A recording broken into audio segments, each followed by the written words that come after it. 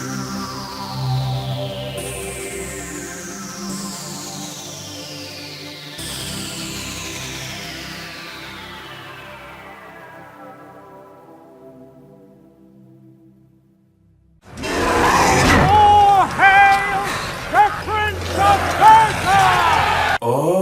so that's where I got that catchphrase from.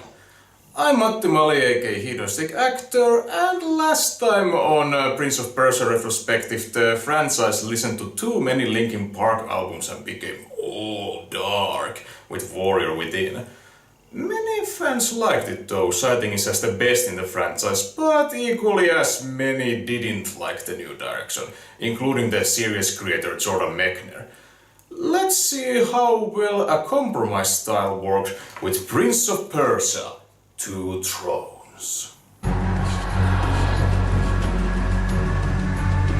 This 2005 conclusion to the Sands of Time trilogy has the exact same creative team as in Warrior Within.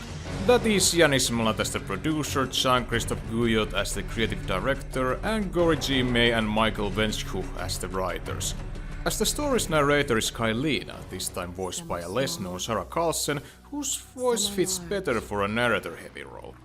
Though the problem with Kylina's narration is that she usually does character analyzing for the audience. Alright, there may also be spoilers for the two previous games. So why would you watch a video about the third game in a trilogy if you're not familiar with the rest? Yuri Lowenthal returns to play the prince who succeeded in his quest to cheat destiny and is returning to his home city of Babylon with Kylina.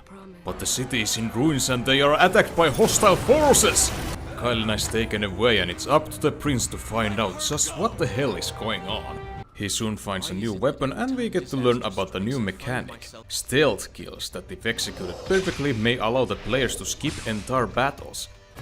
I'll talk more about that later as the prince runs into his old nemesis Vizier Zervan, played this time by Harry Stanchowski. Ah, you must be the Prince of Persia.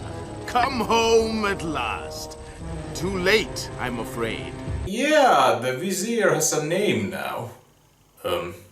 Neat. Also, this is a very different performance from Barry Dennen's sophisticated tone in The Sands of Time, but I guess it fits better for the transformation. No!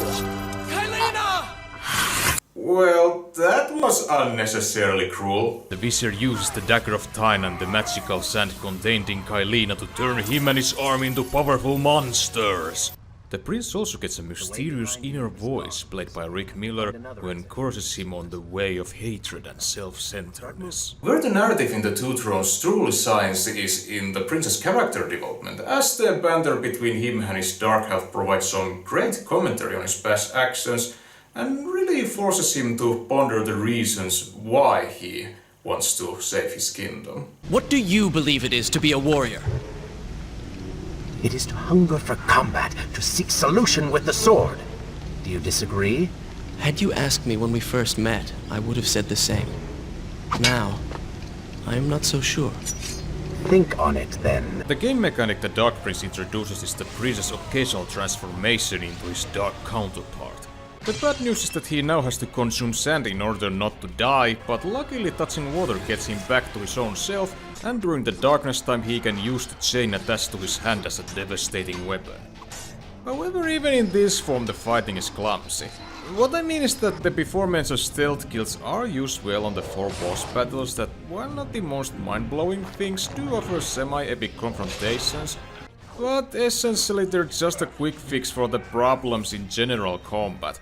There's just not the same feeling of smoothness as in Warrior Within, nor even the same rhythm as in the Sands of Time. This is enhanced by the lack of weapon choices. In the 2 previous games you could get at least 4 differing main weapons, but here you're stuck with the Dagger of Time for the majority of the game. Now, I don't mean that the combat is bad, it just feels watered down. After the Princess Wang the first boss, he receives another traveling companion from his Sands of Time love interest Farah, played this time by Helen King, but she can't remember the past events due to the prince-induced time alterations. Voice is not as much present and doesn't participate in combat, the main person's chemistry is as steadily written as ever.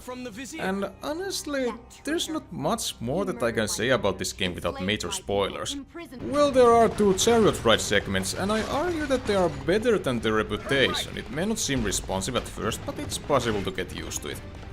Overall, The Two Thrones is a compressed version of the past 2 games with less refined combat system, less weaponry, less story length, less polish of all things. Also, I don't usually harp on graphics too much because that's a form of shallowness, but the visual style, especially on character models, has additional crudeness with less details and super expressive faces, not to mention how distracting it is that their hairs constantly clip through their shoulders. Suddenly the game industry's habit to use bald protagonists for a while makes so much sense. There is actually a reason for that. Before this game became the product it's known as today, it was originally going to have equally dark of a tone as Warrior Within and an entirely different storyline where the Dark Prince is a separate entity running rampant and the prince's father putting a chase on his son because he confused the 2 princes with each other. I have a theory that at some point someone played either Sonic Adventure 2 or Super Mario Sunshine and realized how stupid that kind of a plot is, so in order to save the project they had to scrap, rewrite and reprogram a lot of content. Despite its cracks on the surface, Prince of Persia: The Two Thrones is still an enjoyable experience. It is evident that the tight schedule left some rough spots in game design, graphics and plot progression, but the feeling of epic adventure is still there.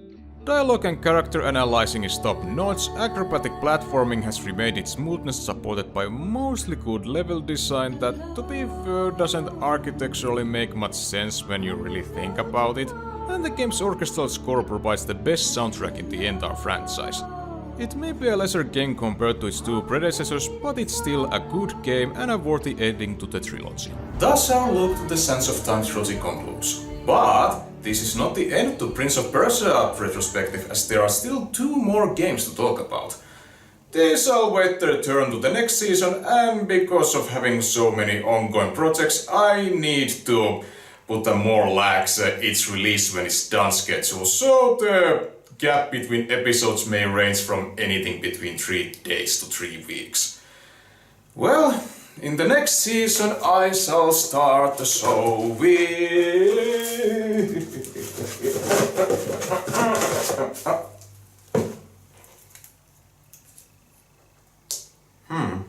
Alright. Until then, thanks for your time.